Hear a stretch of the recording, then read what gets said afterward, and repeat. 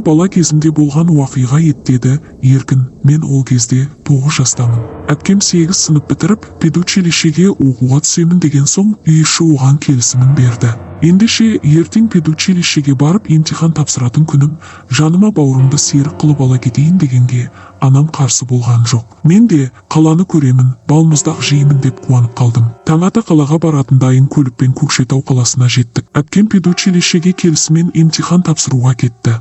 Мен әпкемді бақтағы орындықта тостым. Біраз уақыттан соң емтиханды ойдағыдай тапсырып, оқуға түстім деп келген әпкемнің қуанышына мен де қосылдым. Қаланы аралап, балмұздаққа ақылы ата тойып ауылға қайтуға жиналдық. Көкшетаудан ауылға тура автобус жүрмейтін. Сондықтан кешкі сағат 6-да Кеңшар орталығына баратын автобусқа мініп, кешкі сағат 10 кезінде белгіленген жерге жеттік. Тамыз айы, күн ымырт. Бұл селода анамның 2 нағашы інісі тұратын, алдымен аялдаманың жанында тұратын нағашымның үйіне бардық. Есігін қағып едік, ешкім есікті ашпады, және үйде жарықта көрінбеді.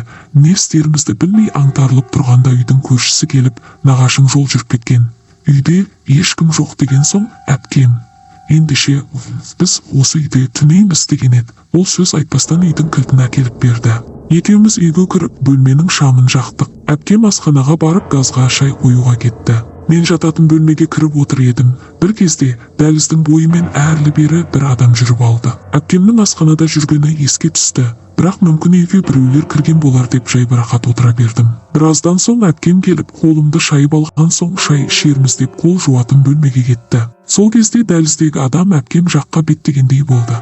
Әлден соң әпкем келіп, сен жуынатын бөлменің есігін неге жауып кеттің деп маған ренжігенде, үйде біреу жүр.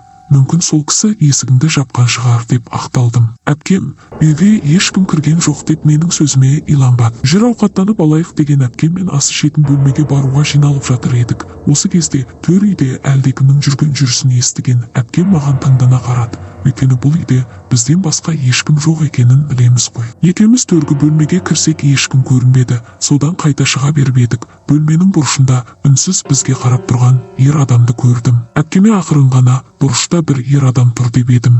Әпкем жан жағына таңырқай қарап, ешкімді көріп тұрған жоқпын деген соң, оның бізді мазалап жүрген үй иесі екенін сездім.